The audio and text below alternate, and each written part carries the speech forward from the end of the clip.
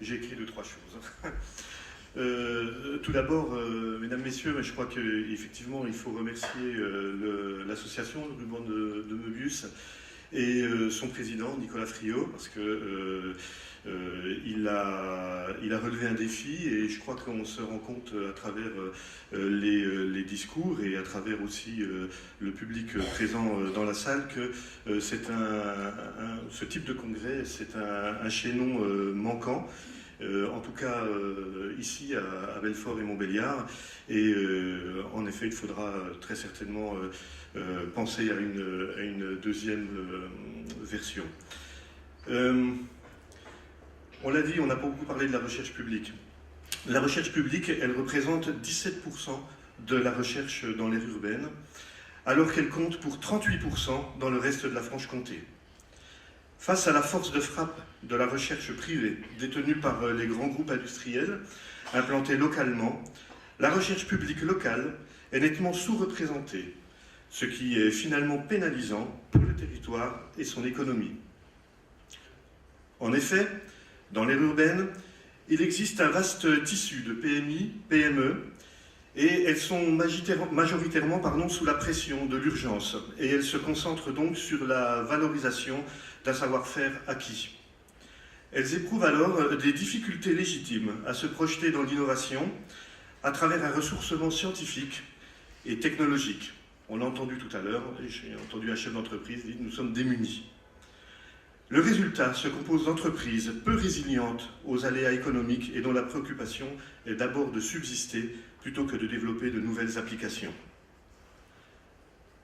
L'unité de formation et de recherche, STGI, et l'IUT Belfort-Montbéliard sont tutelle de plusieurs équipes de recherche au sein d'Eliade, dont Johan Roxin est le directeur, de Chrono Environnement, dont Daniel Gilbert, vous avez vu aussi tout à l'heure, est le directeur, et de Femto-ST.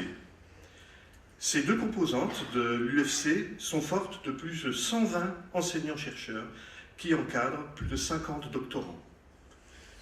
Ces équipes tissent des liens importants entre secteur public et secteur privé à travers chaque année plusieurs brevets déposés, plus de 100 publications et communications et plusieurs dizaines de contrats industriels. 75% des thèses, au moins dans les sciences pour l'ingénieur, sont en relation avec des industriels, que ce soit sous la forme de contrats de thèse CIFRE ou de contrats directs, financés par exemple à 100% par l'industrie, ou encore de contrats partenariaux, financés par l'État ou par l'Europe. À l'issue de leur thèse, ces docteurs sont généralement embauchés en tant qu'ingénieurs dans l'industrie, environ les 3/4, et où ils apportent des connaissances de pointe. On le voit donc, accompagner la recherche publique, c'est permettre d'accompagner le développement des PMI, des PME locales, et c'est apporter un élément de réponse aux enjeux économiques territoriaux. Alors, à ce titre, STGI propose à la mairie de Belfort de créer une bourse de thèse. L'évocation d'Enfer Rochereau est à Belfort une source de fierté. Les qualités de résistance, de pugnacité, d'ingéniosité développées par cet homme et la population belfortaine lors du siège de 1870 correspondent bien aux qualités requises par un doctorant pour qu'il réalise avec succès son difficile et long parcours de thèse. Associons, si vous le voulez bien, la personne au monde de la recherche et créons la bourse de thèse d'Enfer Rochereau. Elle serait attribuée à un ou plusieurs étudiants et serait effectuée en lien étroit avec des PMI, PME locales de façon à garantir son utilité territoriale.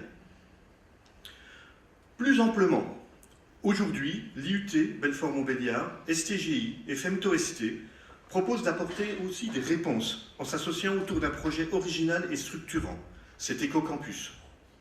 Ce projet doit redessiner la carte de l'enseignement supérieur belfortain en créant 3 campus thématiques. Il propose également de s'ouvrir à l'UTBM.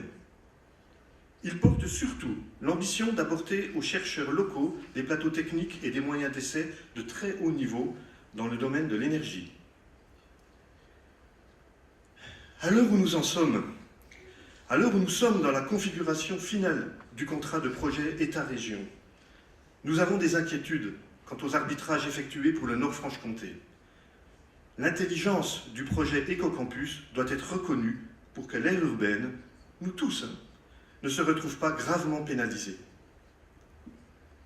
Sur le plan universitaire, le Nord-Franche-Comté serait privé de la possibilité de revendiquer sa place de 3e pôle dans la commune avec Dijon et Besançon. Il est de notre devoir d'être vigilants. Il est de notre devoir de nous faire respecter afin que nous restions autant que possible maîtres de notre destin. Pour conclure, la recherche publique dans le Nord-Franche-Comté est née voici près de 40 ans. Face aux difficultés économiques et aux nécessaires rationalisations, ne pensons pas que son ancrage est définitivement acquis. Ne pensons pas qu'un reflux est improbable. Alors continuons à l'encourager, dans son ensemble, sans miser sur un seul des acteurs. L'UFC ne doit pas être utilisé comme un centre de ressources et de compétences dans lequel on puise pour obtenir un simple label.